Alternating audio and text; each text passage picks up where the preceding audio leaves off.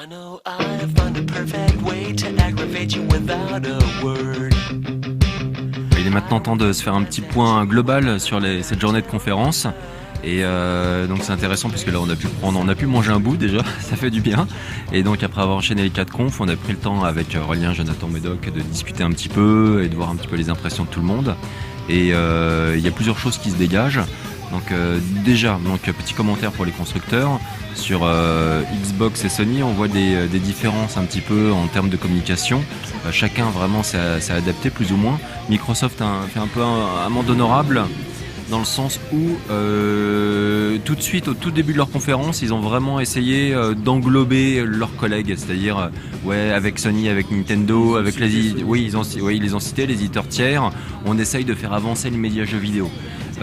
Alors que Sony, eux, ils étaient encore dans une certaine agressivité dans la vanne, même si ça a été quand même relativement léger, ils restaient dans la vanne. Et du coup, ça peut leur faire du tort à terme s'ils continuent à faire les malins.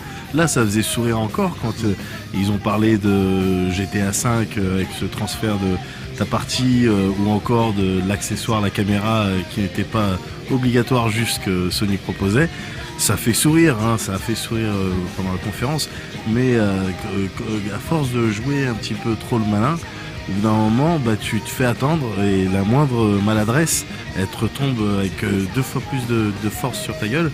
Donc il s'agirait à l'avenir, j'imagine, je pense pour eux, du coup de peut-être se reconcentrer après sur ce qu'ils ont à présenter, plutôt que d'essayer de tacler en face.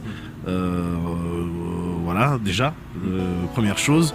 Ensuite, d'une manière générale, ces conférences, donc les conférences constructeurs et puis même celles des 2 autres éditeurs, ça a été l'occasion de voir des belles images, du beau trailer, tu vois, des jolis trucs, des jolis spectacles, notamment chez Ubisoft. C'était un spectacle avec du show, avec des performeurs, avec la Aisha Tyler en forme. Donc c'est pour ça qu'on a la banane, nous, au sortir des conférences, on a la banane parce que c'est des jolies images. Après, il faut réfléchir à ce qu'on nous a présenté au final, par rapport à l'année dernière, ce que ça veut dire. Et ça, c'est toi qui es le plus fort pour ça, Thierry.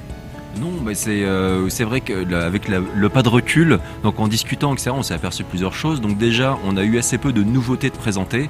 La plupart des titres qui ont été montrés sur ces différentes conférences avaient déjà été annoncés, parfois même montrés, même ne serait-ce que sous forme de cinématique. Donc là, de temps en temps, on a pu voir du gameplay pour la première fois ou non. Donc, puisque le gameplay de certains titres avait été déjà montré sur les semaines ou les mois auparavant, même sans parler de l'E3 précédent. Donc du coup, moi, je m'attendais un petit peu, c'est vrai, de nouvelles IP. Et de pouvoir se projeter un petit peu, on attend ça aussi des conférences, c'est de pouvoir se projeter dans 1 an, 2 ans, et là on peut pas vraiment le faire. On a eu très très peu de nouveautés, on a vraiment eu beaucoup de titres, et quelque part c'est également rassurant, de titres qui vont arriver fin 2014 pour ce Noël. Et donc du coup ça c'est bien d'une certaine façon, puisqu'enfin nos PS4, nos Xbox One, leur achat pourra être justifié, donc ça c'est plutôt une bonne chose. On va vraiment avoir a priori une très belle fin d'année. Et il y a aussi on a une certaine suspicion, c'est sur certains des titres qui nous avaient été présentés il y a 2 ans, on sent que graphiquement on nous avait promis certaines choses sur PS4, Xbox One, c'était pas tout à fait ça au final. On pense à Watch Dogs qui nous a pas mal déçus à la rédac. Et ce qui est bien, c'est que là les jeux qui vont sortir en fin d'année, la plupart on va pouvoir les essayer sur les stands. Donc ça va vraiment être intéressant. Et tu faisais aussi une autre remarque qui était intéressante, c'était pour revenir un petit peu sur les constructeurs. Autant Microsoft a beaucoup parlé de la Xbox One et a pas dit un seul mot sur la 360, autant Sony, eux, ils privilégiaient plus la présentation de l'écosystème Sony, c'est-à-dire l'image de marque Sony, l'image de marque PlayStation. Voilà, quand il nous parlait d'un jeu, il disait ça sera disponible sur PlayStation, ça sera pour il précisait pas, ils étaient pas là à systématiquement dire PS4, PS4. Non, il mettait aussi en avant la PS Vita, il parlait de PS3, il disait PlayStation d'une manière générale, donc ils oubliaient pas que il y avait quand même un putain de parc de PS3 installé, qu'ils avaient eux aussi un putain de stock de PS Vita écoulé. Ils oublient pas ce genre de truc, donc leur jeu, ils les pensent, ils les réfléchissent, ils les développent et ils les vendent derrière aussi pour PS4, PS3 PS Vita, et ce qui était effectivement pas du tout le cas. En tout cas, dans la conf Microsoft, on parlait que d'Xbox One. Donc d'une certaine manière, c'est bien parce que ça veut dire que les mecs, voilà, sont projetés, ils regardent vers l'avenir, tu vois, c'est pas mal. Mais du coup, ça peut peut-être éventuellement envoyer un message un petit peu triste aux possesseurs de 360 qui peut-être là, en regardant la conf, se disent ok, d'accord, bon bah du coup on fait quoi? Du coup on est obligé de passer à la nouvelle génération, d'accord? Et du coup ils regardent, on doit passer à la nouvelle génération.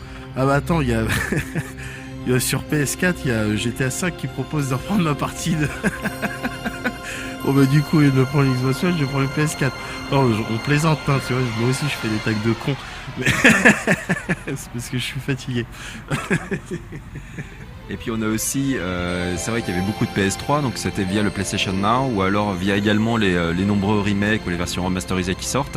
C'était également un petit peu le cas chez Microsoft, donc où, faute de pouvoir nous présenter de nouvelles images, par exemple sur Halo 5, ils nous représentaient du Halo avec la trilogie qui va ressortir, enfin un peu plus que la trilogie, le 1, le 2, le 3 et le 4, je me rappelle plus le titre qu'ils ont donné, mais bon, peu importe. Et donc beaucoup vont retravailler un petit peu sur des univers déjà connus et essayent de les réimposer peut-être pour de nouveaux joueurs. Donc ça, c'est pas inintéressant. Et on a également des petites choses à dire sur la conférence Electronic Arts. Il y a quand même si on apprécie le fait qu'il nous ait montré du proto, qu'il nous ait montré des interviews de développeurs, qu'il nous ait montré également des concept art, des choses qui permettaient d'envisager, de voir un petit peu, de se projeter et de voir ce à quoi allait ressembler leur jeu dans le futur. On a quand même la sensation un petit peu qu'ils n'étaient pas prêts en fait. Et ça se confirme également avec la longue présentation qui a été faite du UFC. Donc UFC qui sort dans 1-2 semaines là. Donc ça c'était un peu curieux et c'est quasiment inquiétant. Tu passes pas autant de temps effectivement à parler d'un jeu qui sort dans 2 semaines et encore plus quand t'en parles et tu mets aussi, bon, on en a déjà parlé. Effectivement, tu peux dire que ouais, ça veut dire des choses. Effectivement, ils n'étaient pas forcément prêts. Ils étaient là. Ils devaient faire une conf comme tous les ans, parce que t'imagines, si tu t'appelles Electronic Arts, tu fais pas de conf, c'est chaud. J'en connais d'autres qui ont fait ça. Ouais, bah du coup, c'est chaud. Tu fais pas de conf, c'est du point de vue des joueurs, tu dis c'est bizarre, mais même du point de vue des investisseurs, attends, pourquoi tu ne fais pas de conf? Donc on est obligé de faire une conf. Ok les mecs, qu'est-ce qu'on montre, qu'est-ce qu'on a? Bon ben on regarde ce qu'on a. On a ça, mais c'est carrément pas terminé. Bon c'est pas grave, on va mettre conceptual quelque chose. Tu peux aussi envisager la conférence comme ça. Tu vois les mecs, bon ben on a quoi? On a ça, ça sort dans longtemps, c'est pas grave. On a 2 screens. Vas-y, va interviewer John Mitchell. Et demande-lui des trucs, je sais pas quoi, et puis on va combler, on va faire notre conf comme ça. C'est pas forcément rassurant. Voilà. Et aussi au niveau des grandes tendances, autant l'année dernière on avait vraiment senti cette volonté de faire du seamless multiplayer qui serait présent dans la plupart des jeux. Il est plus difficile d'identifier quelque chose de nouveau là sur ces différentes conférences, mis à part la prédominance du coop. Donc le coop est vraiment sur quasiment tous les jeux, quoi, c'est assez impressionnant. Mais on a du mal encore à voir, mis à part l'upgrade graphique sur PS4 et Xbox One, les promesses qui sont faites et qu'on pourra constater ou non sur les différents stands, on a du mal à voir de nouvelles feature gameplay, c'est-à-dire vraiment des mécaniques de jeu, quelque chose de neuf, quelque chose qui prouve que ok, avec la PS4 et la Xbox One, je peux faire ça en plus et pas seulement plus de pixels, plus de textures, plus de je ne sais quoi. On a du mal à déceler un petit peu ce qu'ils ont su apporter avec ces nouvelles consoles les développeurs. Donc on espère en apprendre un peu plus et surtout on peut également réaffirmer la prédominance aujourd'hui des développeurs indépendants, donc qui étaient omniprésents sur les conférences. C'est très agréable et on a hâte de pouvoir prendre en main tous ces jeux sur les différents stands. Et donc du coup c'est ça, je crois qu'on peut se donner rendez-vous pour maintenant le suivi des stands. Mais c'est ça qui va être agréable, et même plus que les années précédentes, c'est ce que on a vu, ce que vous avez vu durant les conférences. On va pouvoir voir si c'est du bullshit ou pas. Enfin, dans une certaine mesure, hein, parce que évidemment on aura des manettes PS4 ou Xbox One, et t'auras le câble, et derrière t'auras un rideau, enfin ils vont te mettre un cache-misère, je sais pas quoi, ça se trouve derrière t'auras t'auras Optimus Prime, tu sais pas, hein, t'auras probablement pas la console. On va fouiller, on va casser des trucs. Mais au moins voilà, on pourra tâter de l'animal et voir si effectivement ce qu'on nous a montré en conf, ça ressemble à ce à quoi on joue, et pour le coup cette année, ça c'est intéressant.